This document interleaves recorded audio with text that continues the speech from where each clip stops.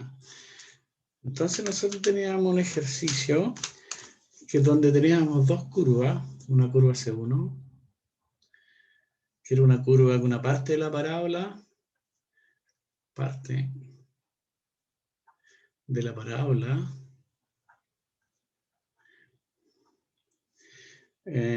que une los puntos desde 0, 0 hasta 1, 1. Teníamos esa curva. Y después teníamos otra curva, C2, que era el segmento de recta. Segmento de recta. Que une los mismos puntos. Que une 0, 0 con 1, 1. Entonces se pedía, para el caso, hay un caso A, tenía un campo vectorial F, que era este, x más y cuadrado, x cuadrado, ¿no? Entonces se pedía calcular para este campo, calcular la integral de línea sobre S1 de f producto punto de x. Y después usted había que calcular la integral sobre S2 de f producto punto de x. El mismo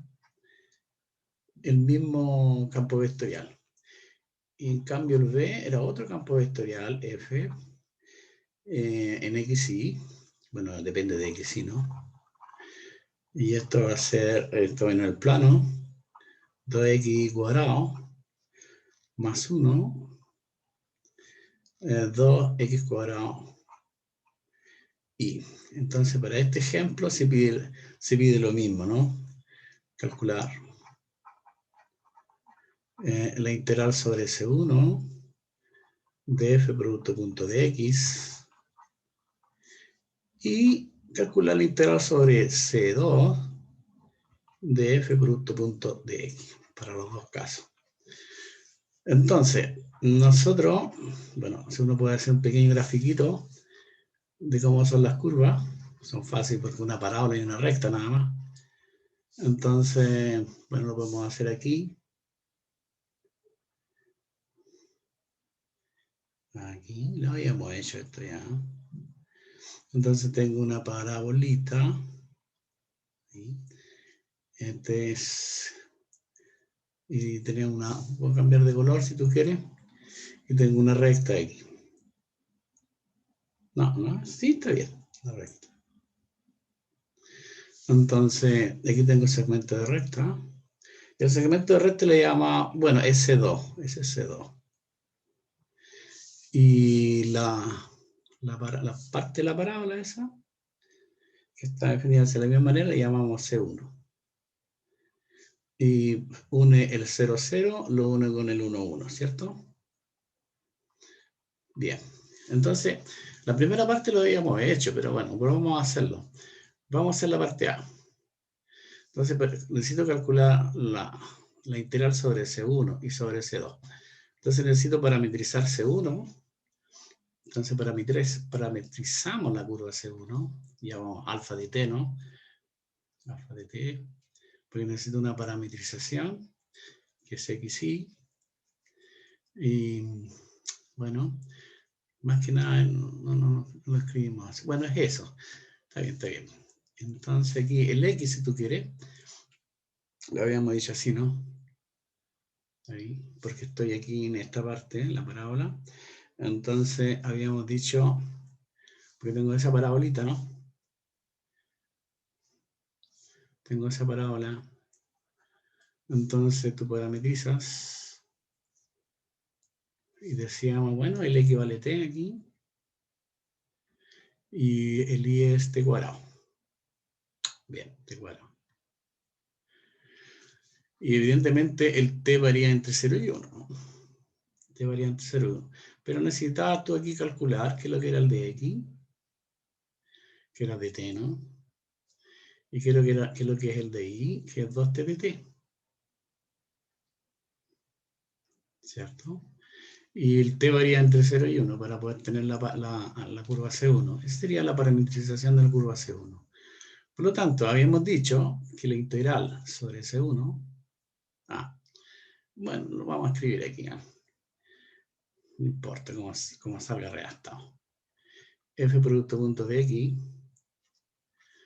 Bueno, eso se puede escribir como la integral sobre C1 de P de X más Q de Y.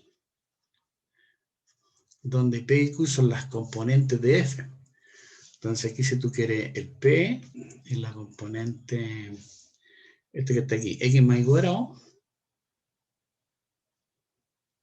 y Q es la componente de F, la segunda componente de X cuadrado. Entonces, esto lo habíamos hecho ya, así que no lo voy a volver a hacer. Si usted saca pues sacan la cuenta, ¿eh? En la integral entre 0 y 1 podemos colocar aquí. P es X más Y cuadrado. Y aparece, bueno, escribimos de X más Q, Q es X cuadrado de Y. O sea, es la integral entre 0 y 1 de la X vale T, y este cuadrado, por lo tanto te queda T a la cuarta, y de X de T, más el X cuadrado, entonces te da T cuadrado, por DI, y DI es 2T de T. Cierto. Y sacamos la cuenta, y esa es la integral entre 0 y 1. Entonces te va a dar T, más T a la cuarta, más 2T cubo. Se parece noveno, ¿eh? T a la cuarta y... Ay, no. T a la cuarta,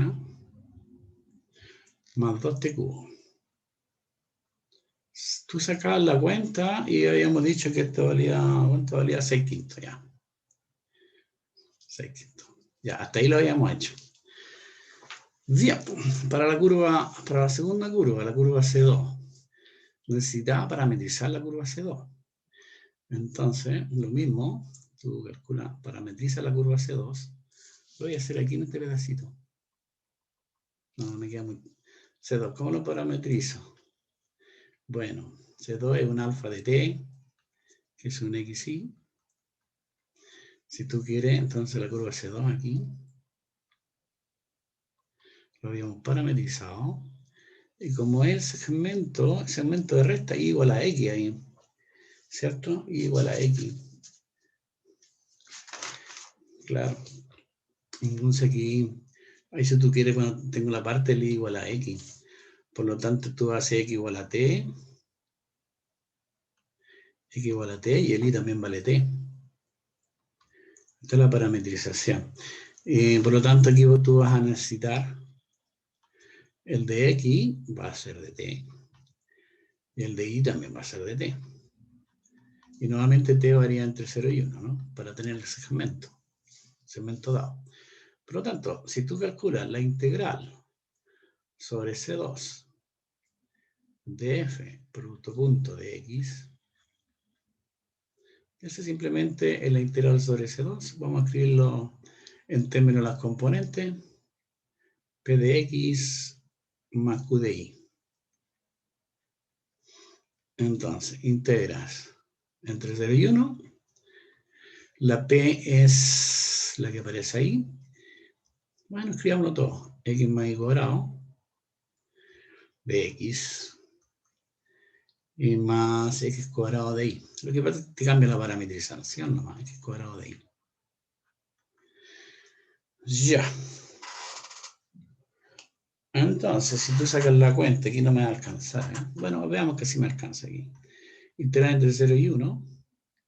El X es T. El Y también vale T. Entonces te queda T cuadrado. El de X es de T. Más, lo vamos a escribir aquí, este pedacito no estamos. X cuadrado es T cuadrado. Y el de I es de t. ¿Cierto? ¿Está bien eso? Sí, sí, sí. Entonces,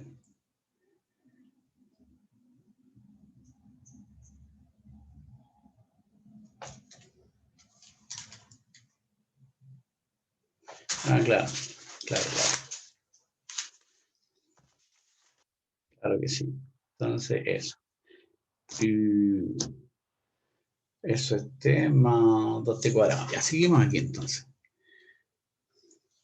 Y eso me va a quedar entonces la integral entre 0 y 1 de t más 2t cuadrado de t.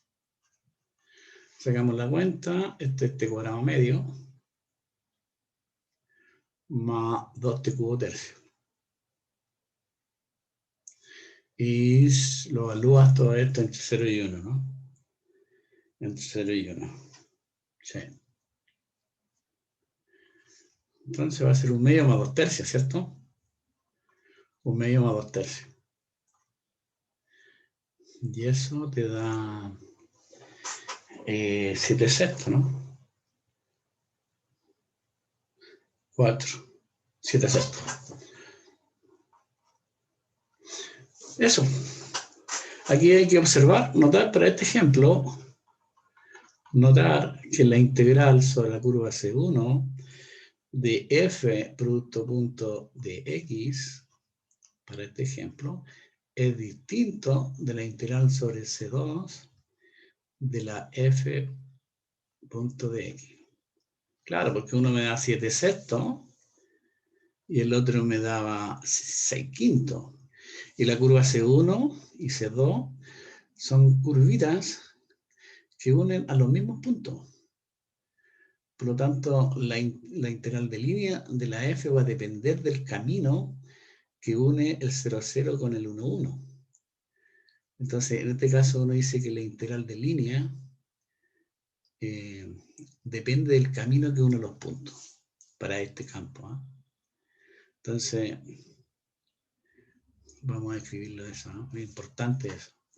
Entonces, la integral de línea, en este caso la integral de línea, depende del camino que une los puntos. Hay dependencia en este caso. Notar que la integral de línea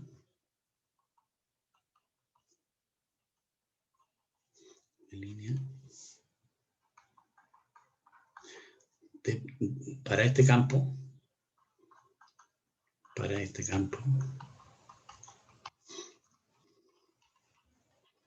depende del camino que une los puntos, que une los puntos.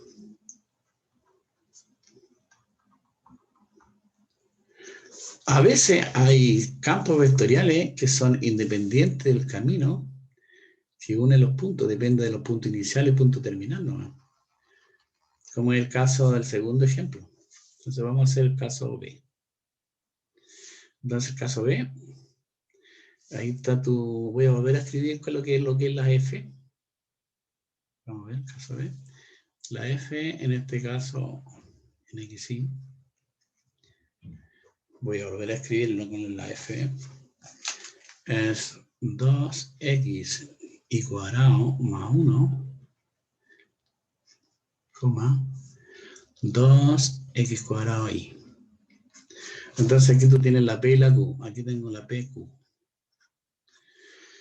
Entonces, para la curva C1,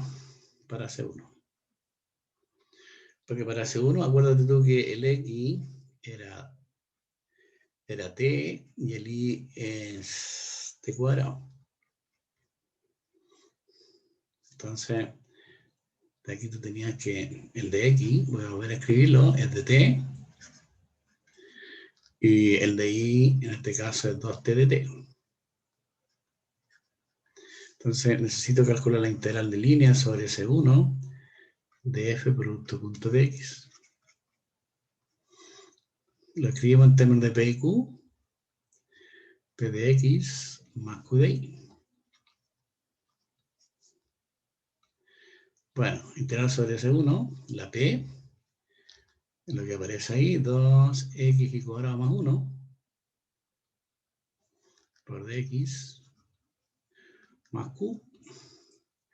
Q es 2x cuadrado y por dy. Producto de la parametrización, saquemos cuenta que lo que es. Integro, bueno, el t obviamente varía entre 0 y 1. Entre 0 y 1. A ver, 2 por el x, pero el x vale t. 2 por el t. Después por el y cuadrado. Entonces te queda t a la cuarta. Más 1. Por dx vale dt. Después más 2x cuadrado. O sea, tendría que ser t cuadrado entonces. Por el y, que es t cuadrado. Después por el di, pero el di es 2t de t. Saca la cuentita aquí, suma y hace todas las cuentas entre 0 y 1. Ese aquí es lo que me quedaría. Bueno, saquemos cuenta, 2t a la quinta más 1. Después aparece más 2t a la quinta. 4. Más 4t a la quinta. dt. Bueno, vamos a la cuentita. Entre 0 y 1. ¿Cuánto es esto? 6t a la quinta. 4, 5, 6, ¿no? Este es un 4. Más 1 de t. Y ahí lo tienen listo, porque esto ¿qué es lo que va a hacer? 6t a la sexta dividido por 6 más t. Y esa cosita lo evaluamos entre 0 y 1. ¿Y eso cuánto te da? 2. 2. O sea, la integral de línea sobre la curva C1 te da 2. ¿Está claro? Sí, profe. Ya. Ahora, ¿qué pasa con la curva C1? La curva C2, perdón. Para la curva C2. Porque te piden aquí calcular sobre la curva C2. Bueno, vuelvo a repetir. ¿Cuál es la curva C2? Profesor, ¿Dime? ¿podría volver un Ahí está. poquitito? Ahí está. Está muy rápido, parece, ¿cierto? Dime que sí, ando más lento. Sí. Ya, vale. Sí, no sé por qué no tan rápido. ¿A quién se le ocurre andar rápido? ¿No? Con calma nomás. Ya estoy Importante, lista, profe. ya, importante que ustedes entiendan lo que estamos haciendo. Ya, 2. Entonces ahora voy a la curva C2. La curva C2. La curva C2 es un segmento de recta. Entonces C2, vuelvo a repetir cuál es C2. A ver, ¿dónde está C2? Ah, ya, pues C2 es esta. Lo voy a escribir aquí. El X vale T. El Y vale T porque el segmento de recta. Acá, ahí, con T vale entre 0 y 1. Ok, entonces integro. Bueno, nuevamente el P aquí. Bueno, integro sobre C2. De f producto punto de x. Entonces la integral sobre S2. Aquí coloco p de x más q de y. Acuérdense que la p era 2x cuadrado más 1. Y la q es 2x cuadrado y. Entonces, integro sobre C1. Sobre C2, perdón. P. 2x cuadrado más 1. De x. Más q. 2x cuadrado y de x. De ahí, perdón. Bueno, sacamos cuenta. Integral entre 0 y 1. Después aparece 2x, el x vale t, 2t. El y vale t también, 7t cuadrado. Más 1, después aparece dx de t. ¿Estoy bien o no? Sí. Estamos bien. Porque la curva va cambiando. Más 2, t cuadrado. El y es t, y el de y es de t. ¿Cierto? Cierto. ¿No me equivoqué o no? No, está bien. Está bien, está bien. Está todo bien, ya. Entonces, en la integral sobre C1, 2t cubo, más 1 ahí, y después el otro te va a darte 2t cubo también. O sea, la integral entre 0 y 1 de 4t cubo más 1 de t. Bien.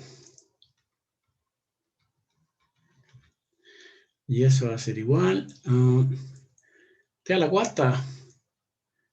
Claro, 4t cubo, t a la cuarta más t. Y eso lo evalúa entre 0 y 1. Y te da 2 esta cosa. Aquí hay que notar, cuando tú integras, notar para este campo vectorial, notar que la integral sobre C1 de f producto punto de x es igual a la integral sobre C2 de f producto punto de x. Para estos dos ejemplos, que valen 2. A diferencia del otro, que eran distintas. Ahora, uno puede demostrar que en realidad, después vuelvo,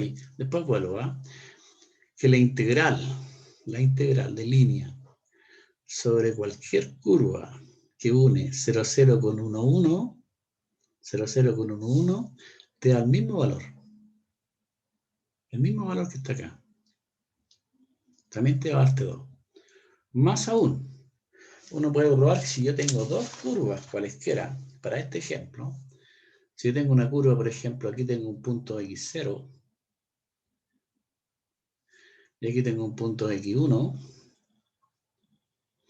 y tengo cualquier curva, cualquiera, una C1, que uno, por ejemplo, puede ser esta C1, y una curva que une x0 con x1, y otra curva cualquiera, una curva C2, que es una curva x1, x0 con x1, se puede probar. Se puede probar.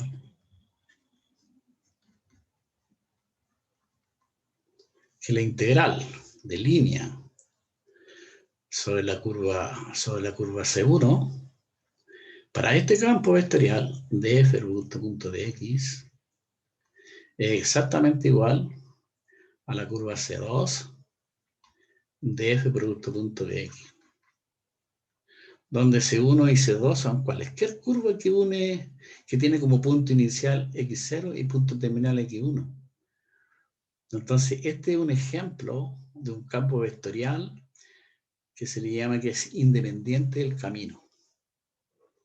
Entonces, cualesquiera sea, voy a escribir aquí, después puedo volver hacia atrás si me dicen, cualesquiera sea,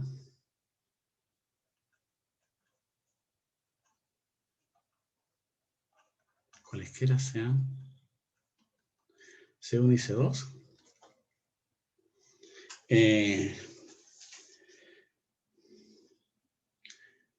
curvas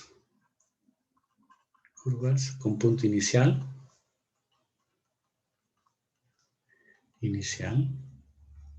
yo le llamé x0, y punto terminal,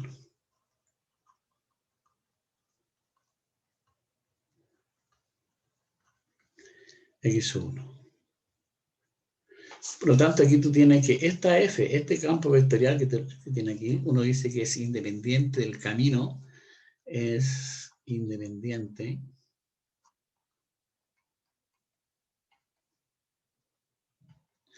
del camino que une los puntos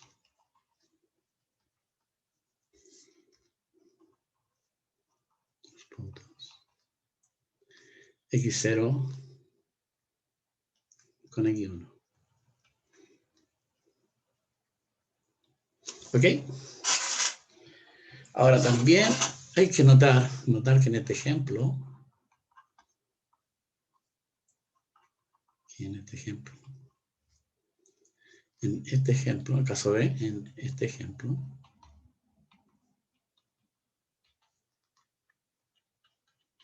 fíjate tú que en este ejemplo, si tú calculas el de Q de X, porque para este ejemplo, ¿cuánto era el Q? ¿Cuánto era el P para este ejemplo? Vamos a hacer el P 2X cuadrado Y. 2X cuadrado más 1, ¿verdad? 2X y cuadrado más 1. Y el Q para este ejemplo es 2X cuadrado Y. 2X cuadrado Y. Entonces, si tú calculas el de Q de X, ¿cuánto vale el de Q de X aquí? Daría con respecto a X. Es 4XY. ¿Sí o no? 4XY. Y si tú calculas el de PA de Y, si calculas el de PA de Y, derivas el de P con respecto a la variable Y, te da 2Y, 4XY. O sea, son iguales para este ejemplo.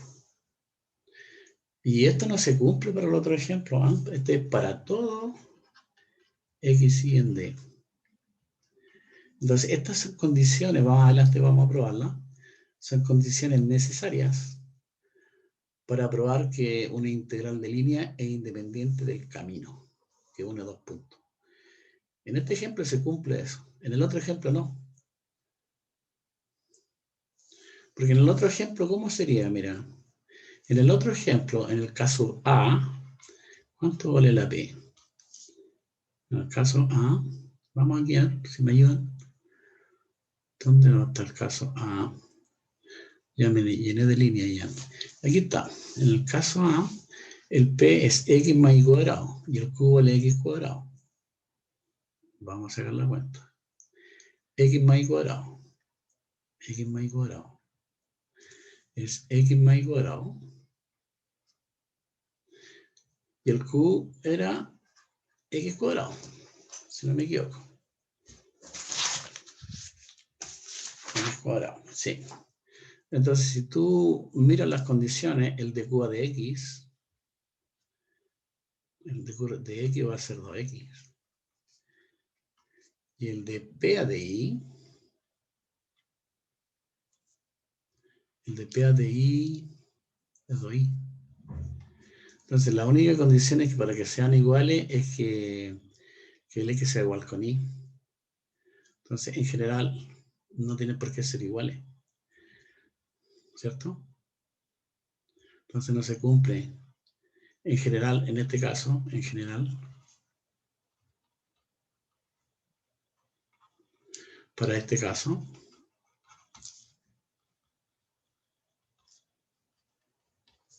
el de Q de X, en general, distinto al de P de Y.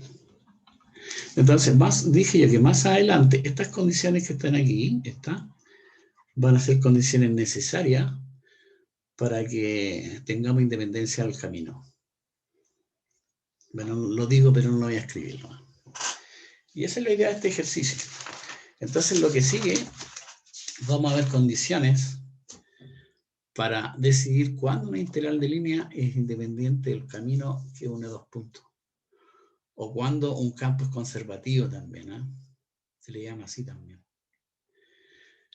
Así que vamos a dar algunas definiciones primero para decidir cuándo una integral de línea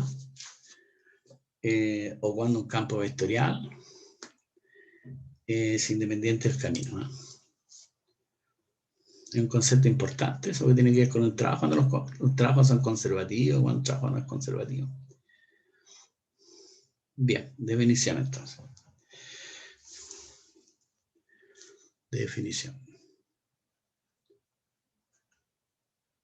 Hoy.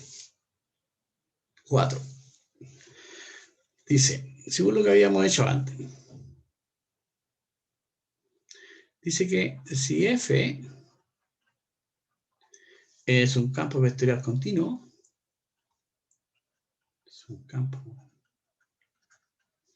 vectorial continuo,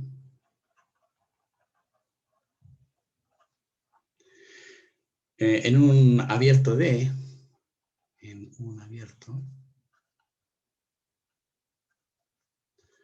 D de Rn,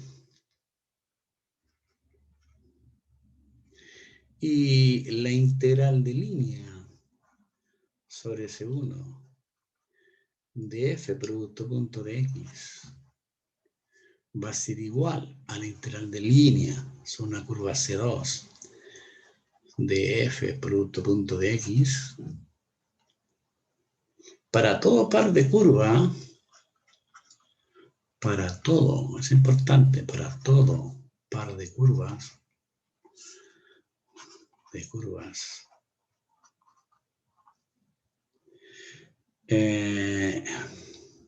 seccionalmente suaves,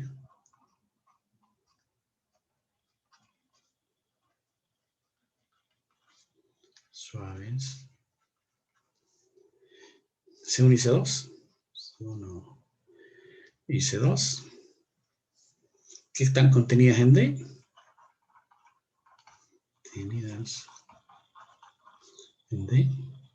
en el abierto D, con el mismo punto terminal y el mismo punto inicial. Es importante. Con el mismo punto inicial y el mismo punto terminal.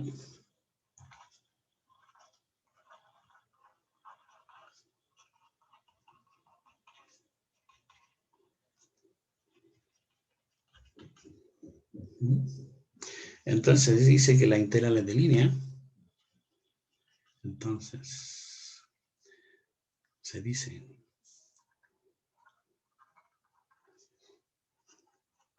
que las integrales de línea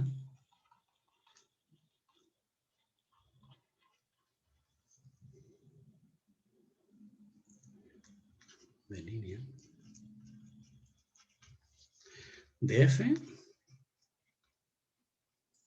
son independientes del camino, son independientes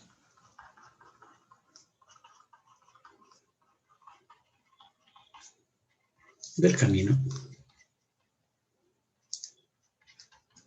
o de la trayectoria del camino en D. Es lo que acabo de decir para los ejemplos dados, ¿eh? Pero ahí está la definición formal.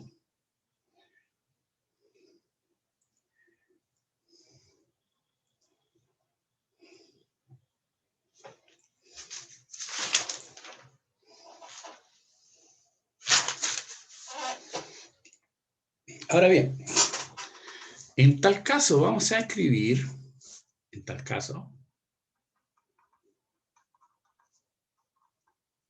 escribimos así, mira, ¿cómo lo voy a escribir acá?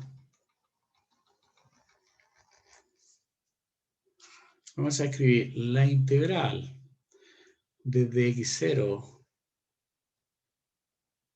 en un vector, x1, de f producto punto de x, sin especificar siquiera la curva, ¿no?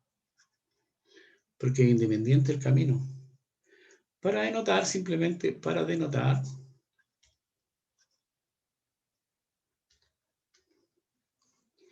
la integral de línea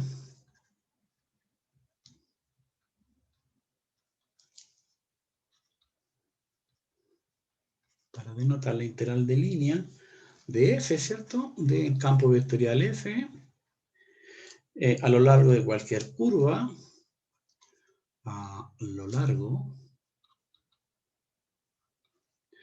de cualquier curva,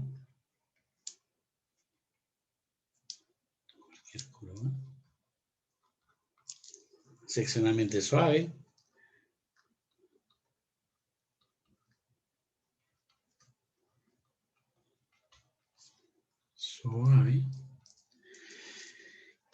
en D, ¿cierto? En D. En ese orden, ¿no? En ese orden. Desde X0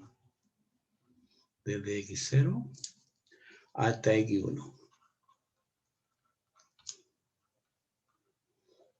Esa es la idea. Entonces aquí tiene el X0, aquí tiene el X1, estoy en el plano. Es cualquier curva que une estos dos, los puntos dados aquí. Esos son vectores. Puede estar, estoy en R2, puede estar en R3, qué sé yo. Y el D está por acá arriba, ¿no?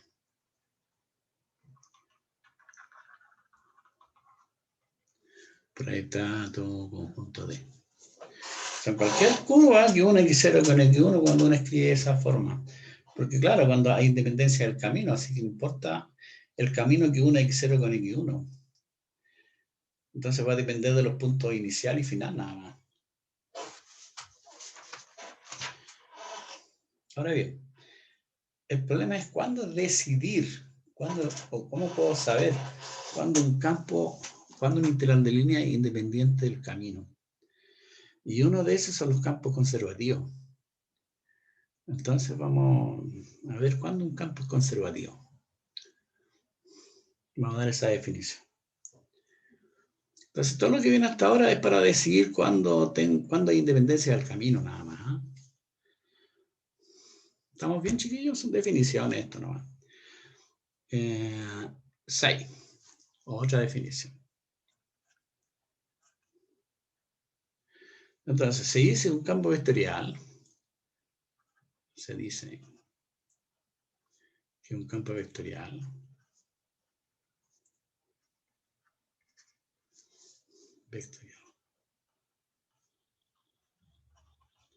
F,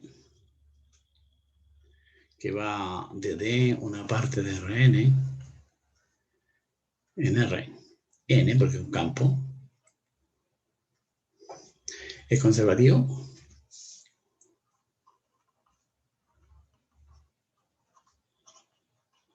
Conservativo.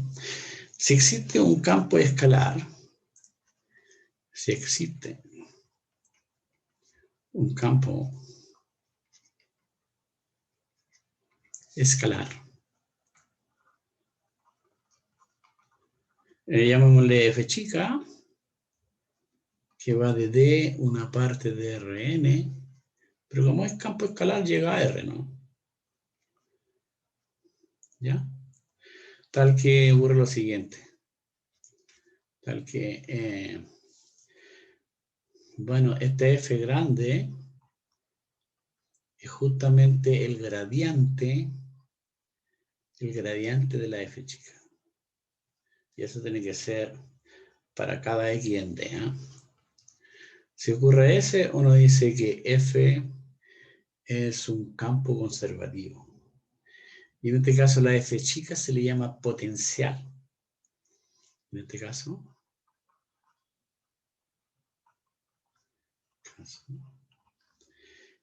a F chica se le llama potencial.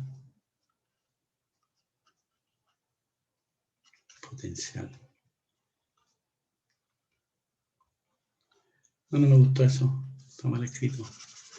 Se llama potencial.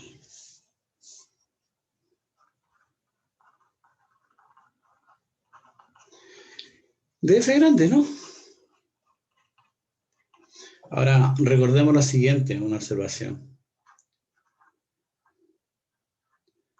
Recordemos.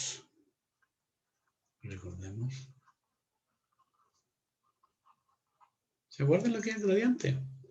El gradiente de la F de X es un vector. Es el X, obviamente tiene componente. Aquí el X tiene componente. Es un vector ahí. Tiene componente X1 hasta llegar a Xn. Entonces, ¿esto qué es lo que va a hacer? Simplemente va a ser un vector. El de f con respecto a la variable X1 en la componente X. El de f a de X2 en la componente X. El vector X digo. Y de f a de Xn en la componente X. Gradiente se le llama eso. El famoso gradiente. Por ejemplo, a ver, si estoy en un campo particular, ustedes lo saben, pero es bueno recordarlo. Por ejemplo, si f va de R2 en R nomás, ¿eh?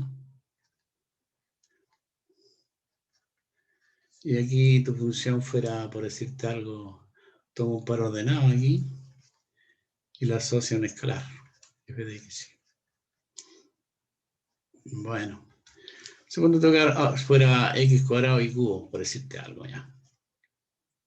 Entonces, ¿cómo queda el gradiente de la f? Gradiente. Bueno, simplemente como el vector, aquí te colocas de f a de x, forma compacta y de f a de y. Vamos a vector gradiente. Entonces el de f con respecto a la variable x, ¿qué es lo que va a hacer? 2x cubo. Y el de f con respecto a la variable y es 3x cuadrado y cuadrado, si no me equivoco. El gradiente. Gradiente de f. Así se llama. Gradiente de f. Ok.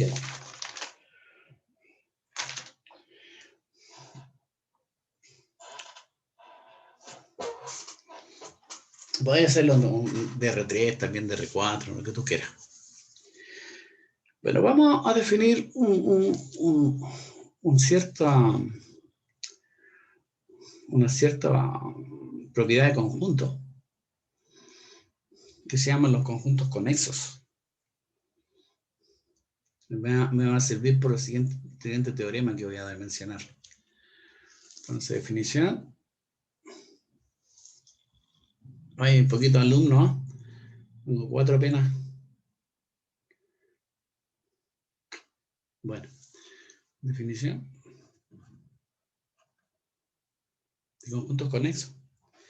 Entonces, sea de un abierto de Rn, ¿eh? Sea de un abierto de Rn.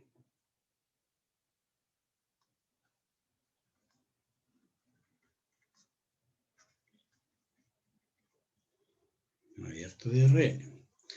Entonces, el conjunto D, este conjunto D,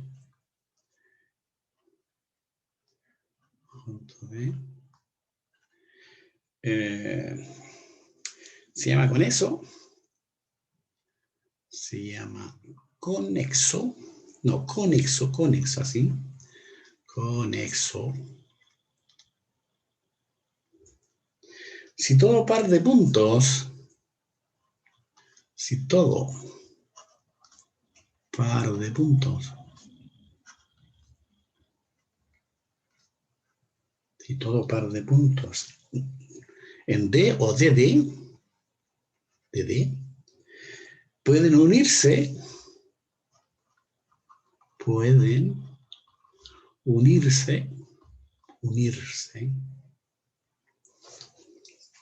mediante un camino extremadamente suave.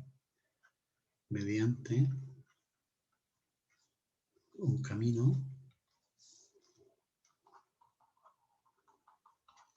seccionalmente suave.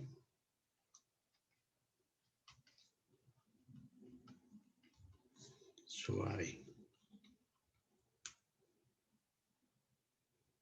Contenido en D. Contenido en D es importante. Sin salirse de D. contenido en D. A eso se le llama conexo, contenido en D. Una idea geométrica, por ejemplo, mira, a ver, ¿cuál van a hacer con eso? Suponte tú que este conjunto que estoy escribiendo en la pizarra, por ejemplo, puede ser esto.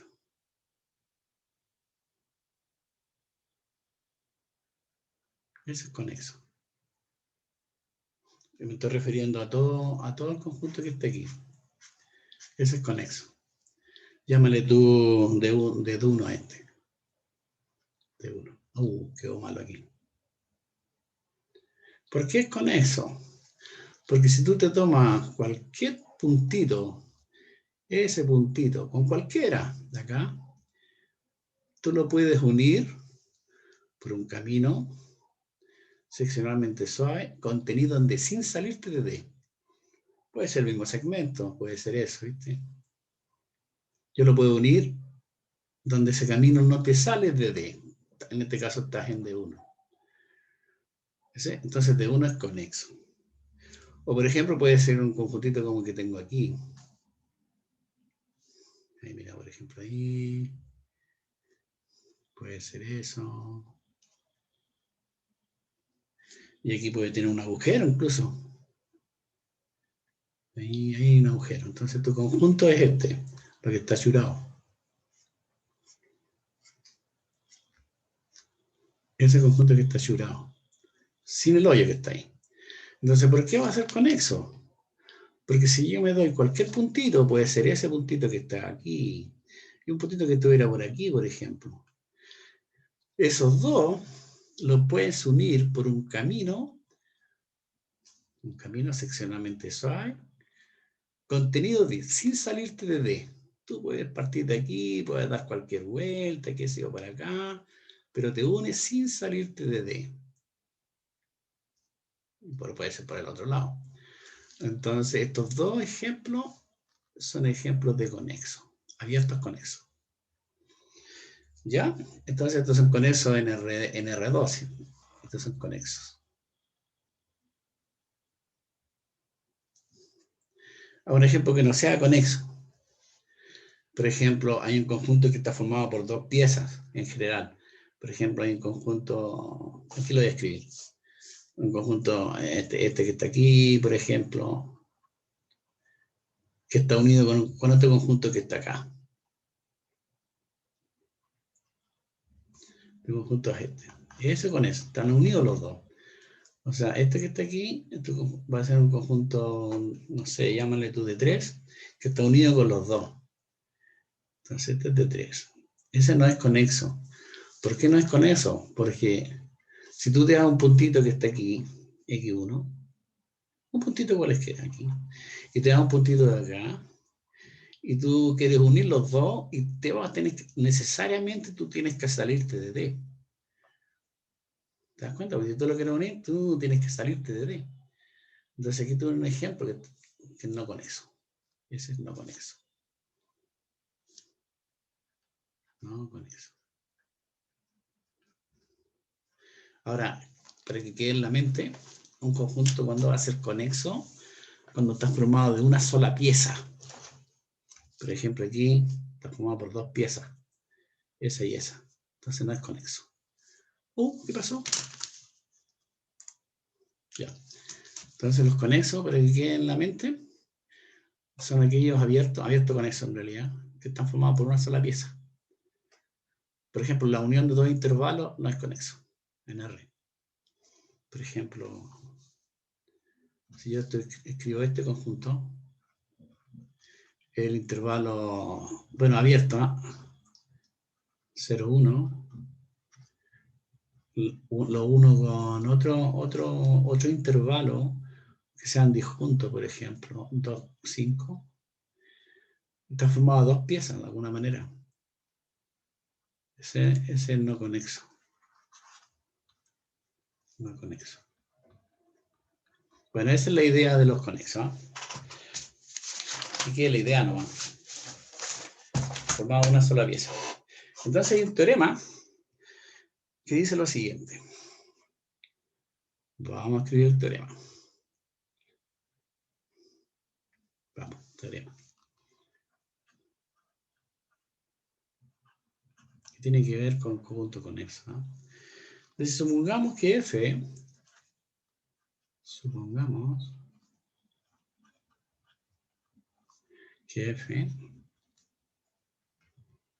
bueno, es un campo vectorial. Es un... tenemos tres nomás. Alguien se fue. Es un campo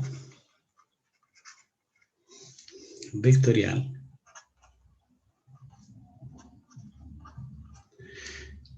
continuo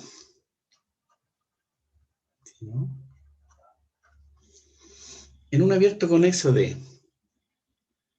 En un abierto conexo D. Entonces,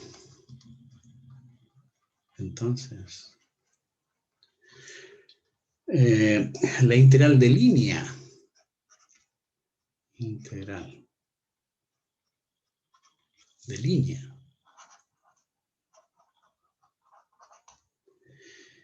son independientes del camino en D,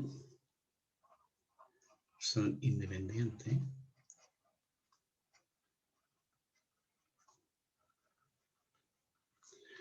del camino, son independientes, o independientes del camino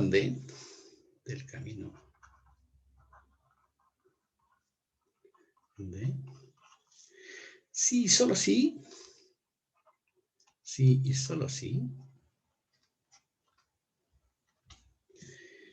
F es conservativo. Sí, solo sí, F es conservativo en D. F es conservativo.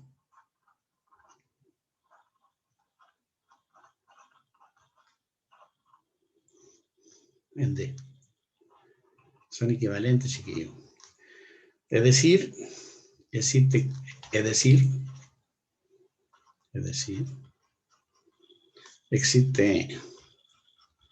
un campo escalar, existe F definido en D,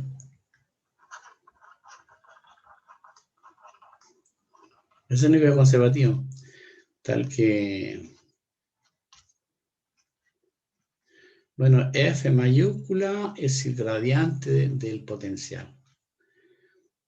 Bueno, más que decir es eso.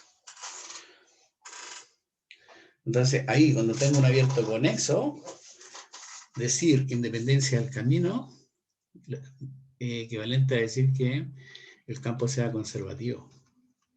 Ahora, en este caso, lo importante, en este caso, cuando se cumple este teorema, entonces, en el caso... Profesor, Dime. la última parte tiene... ¿Qué es lo que está al lado de F? ¿Una D? No, el gradiente. Sí, ya, voy a escribirlo bien, tal que el gradiente de la función. Tal que F es igual al gradiente. No, al revés. Disculpa. F mayúscula es igual al gradiente de la F minúscula. ¿Recuerdo de lo que habíamos dicho antes? Bueno, en el caso que F es igual al gradiente de la F minúscula, se cumple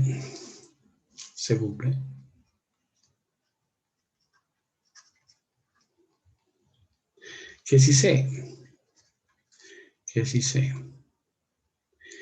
es cualquier curva seccionalmente continua en D, si C es cualquier curva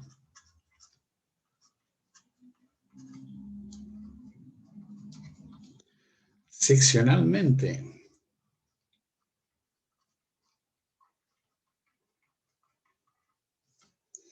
Continua, seccionalmente suave, digamos.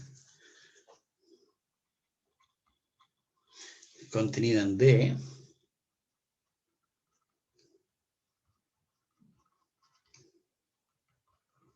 En D, ¿cierto? Con punto inicial.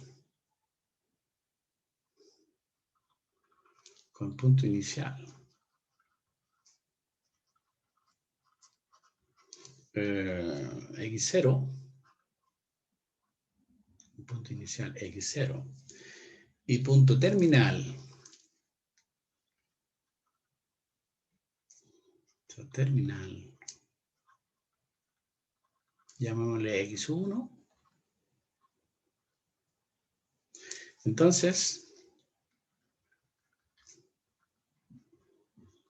chiquillo, la integral. Voy a borrar aquí para que me dé un espacio.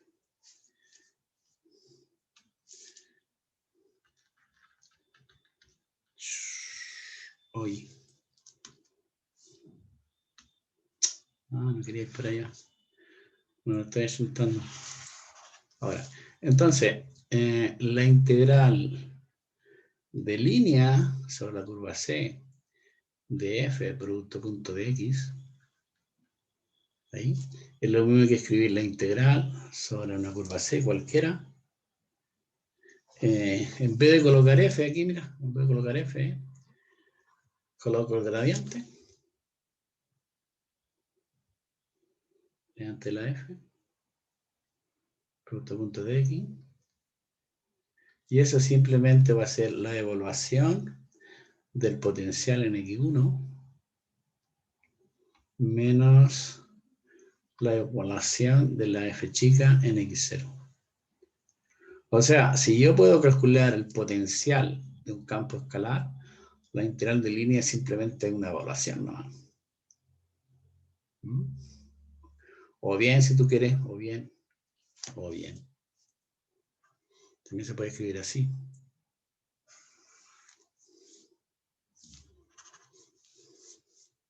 Profe, ¿Sí? ¿puede volver atrás un poquito? Que me faltó una... Ya, al la tiro. última. Al tiro. O bien, voy a escribir esto y vuelvo hacia atrás. Entonces uno escribe los puntos iniciales aquí, punto terminal acá. Y aquí coloca la f producto punto de x. Bueno, va a ser la f evaluada en x1 menos la f evaluada en x0. Entonces sería interesante poder calcular potenciales de campos escalares. ¿O cómo calcularlo? Vamos a hacerlo ya mañana, yo creo. O cuando tengamos clase. Ahí volví hacia atrás. Gracias, profe. Entonces, ¿cómo calcular potenciales?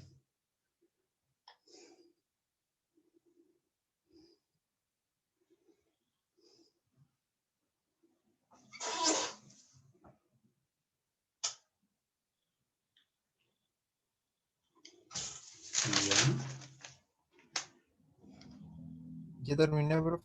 Sí, ya, gracias. Gracias.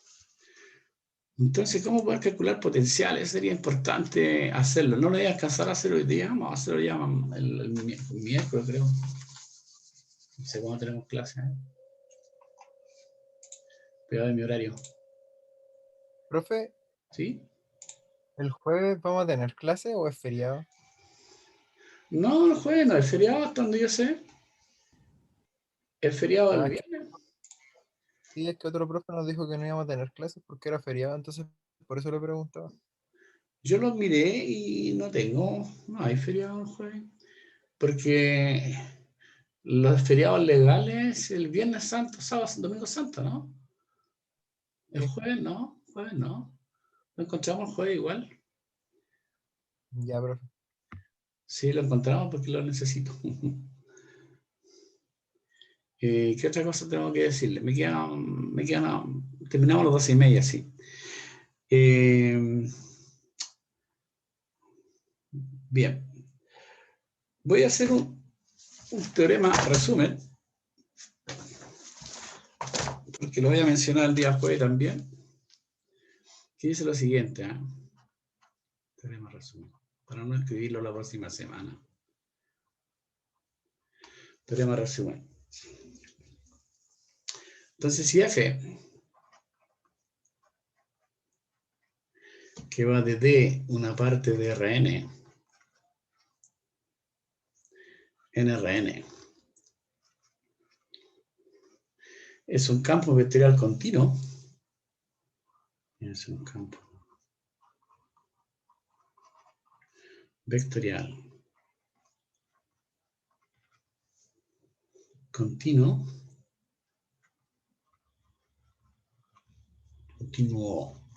en un abierto conexo,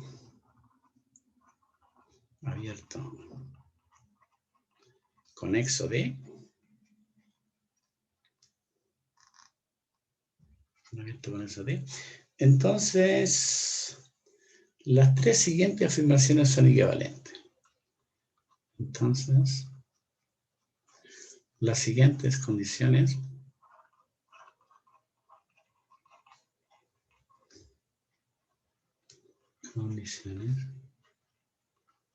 son equivalentes.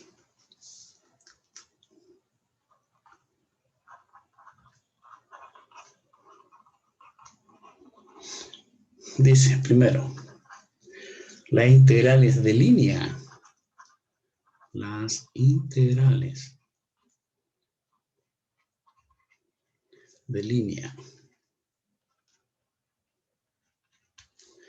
de este campo vectorial son independientes del camino en D, son independientes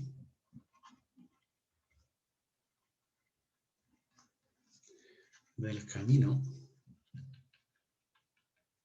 D. Es equivalente a la condición 2,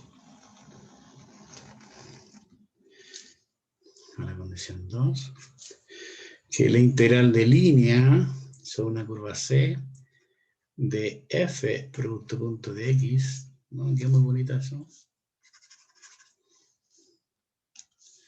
De F producto punto de X, eso tiene que ser 0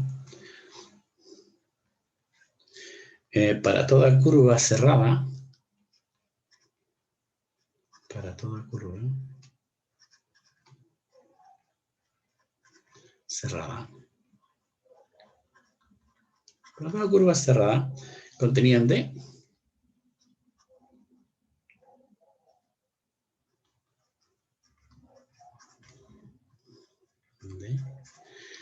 y evidentemente va a ser también equivalente a decir que F es conservativo en D. ¿Ya? F es conservativo en D. O existe un potencial, si tú quieres.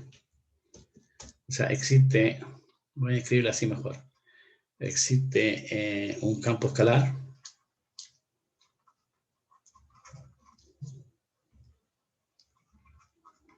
Existe un campo escalar F chica, que va de D, una parte de Rn, es todo equivalente a este. En R, tal que, bueno, esta F mayúscula es el gradiente de este potencial. Eso significa, entre paréntesis voy a colocar, eso significa que F es conservativo. Es conservativo. Cada uno dice conservativo, escribe así no. Conservativo en D. Pero son todas equivalentes, ¿eh? Hay independencia del camino en D. Si el F es conservativo. También equivalente si yo hago la integral de línea sobre cualquier curva cerrada, se tendría que darme 0. Ok, entonces tengo que dar, ya no me quedan 20, si puedo darla. La idea es dar cuándo puedo saber de antemano, con algunas condiciones, cuándo un campo vectorial es conservativo. Conservativo, como eso. o cuando hay independencia del camino. Entonces, hay un teorema que dice lo siguiente.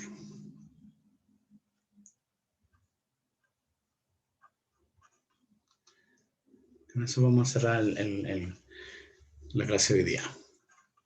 Si f, por ejemplo, que tiene componente, porque es un campo vectorial, f1, f2, hasta llegar a fn, es un campo vectorial conservativo, es un campo vectorial conservativo,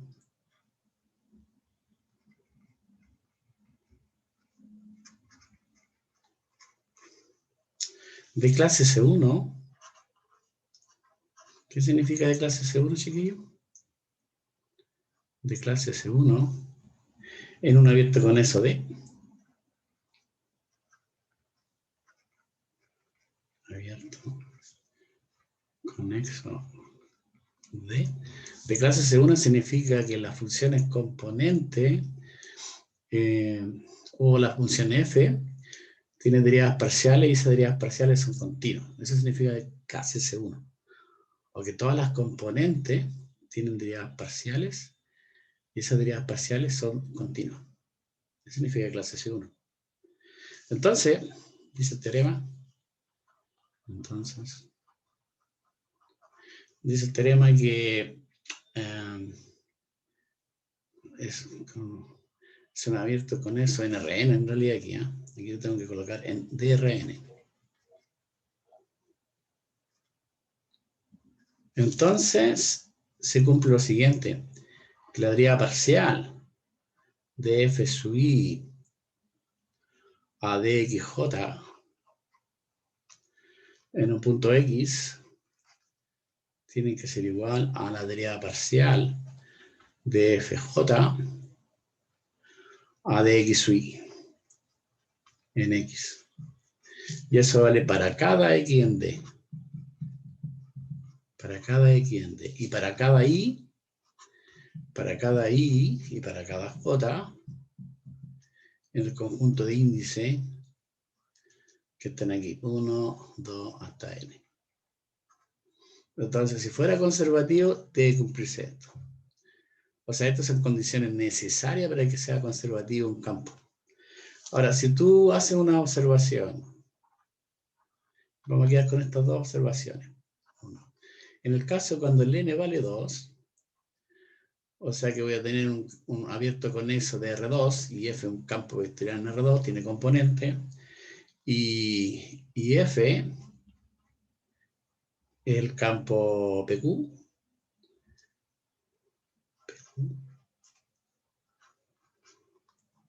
Entonces las condiciones, llámale asterisco esto. Las condiciones asterisco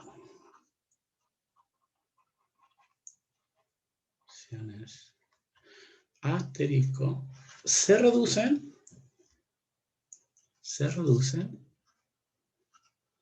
a las siguientes ecuaciones. Se reducen a decir que dp a di va a ser igual a dq a dx.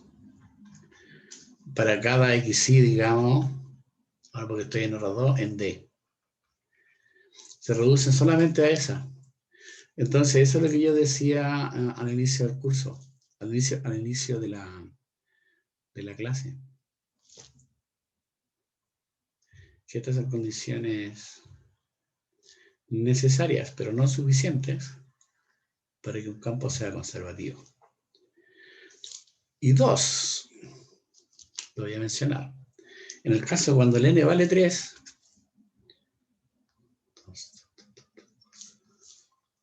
¿cuánto me queda? Un poquito. 2. En el caso cuando el n vale 3 y P y F tiene componentes, bueno, F1, F2, F3, pero generalmente uno le llama PQR. Entonces las condiciones asterisco se reducen. Condiciones asterisco, se reduce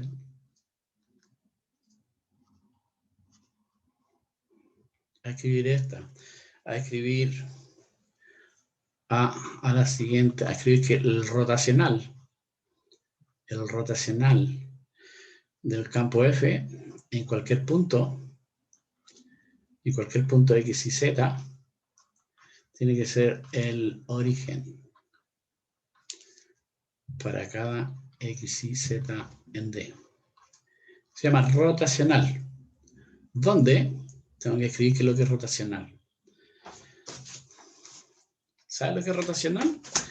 Donde, voy a escribir aquí, ¿dónde? El rotacional de F mayúscula se escribe así. En forma, esto es un símbolo nomás, es un símbolo. Tú colocas aquí el I, JK, y aquí tú colocas las componentes, la derivada parcial. La derivada con respecto al X, la derivada con respecto al Y, la derivada con respecto a Z, y aquí escribes PQR. Y desarrolla ese determinante, entre comillas, porque lo desarrollas por la primera fila. Esa.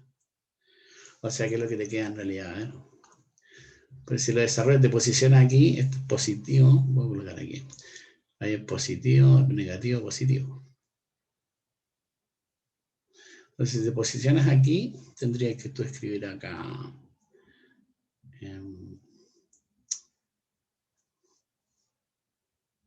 Ahí, mira. Te posicionas aquí, eliminas esa fila de esa columna y te va a darte la derivada A de I, esa y esa, A de Z. ¿Estoy bien o no? Sí. A de Z. Y aquí coloca QR. Y eso está multiplicado por I. Después dice menos, te posicionas aquí, eliminas esa fila de esa columna, y tiene la derivada con respecto a X, se fila esa columna, la derivada con respecto a Z, y aquí tú colocas, ¿estoy bien o no? PR aquí, PR. Rotacional. Después más, elimina eso, te va a quedar un subdeterminante, pero todo esto en forma simbólica. SS de I. Y aquí colocas PQ por K. O sea, lo que significa finalmente lo que voy a escribir aquí. Porque aquí, si hago los dos, una multiplicación media rara, ese tendría que ser de R a de I. Es para recordarlo, ¿no? Menos, y tú tendrías que colocar aquí de Q a de Z. La última frase tiene sentido. Por I. Menos. Entonces aquí tendrías tú de R a de X menos de P a de Z. Y eso se multiplica. Aquí me falta el J por J. Y finalmente, lo último, el de Q a de P, de Q a de X, perdón, menos de P a de Z, de P a de I, perdón, por K. Eso sería el rotacional. O sea, de aquí para acá tú tendrías que escribir eso en realidad. Uno escribe esto para poder acordarse nomás, ¿no? Entonces significa que el rotacional vale 0, significa que cada una de las componentes son 0, porque aquí dije, ¿no? Dice el rotacional, el vector nulo. Y por lo tanto, esto tendría que ser 0, para que sea, esto de aquí tendría que ser 0. Por lo tanto, el de R de I tiene que ser igual de Q a de Z. Esto tendría que ser 0 también. Y por lo tanto, el de R de X tendría que ser igual de P a de Z. Y esto también tendría que ser 0. Y por lo tanto, el de Q a de X tendría que ser igual de P a de I. ¿Ya? No hay que equivocarse.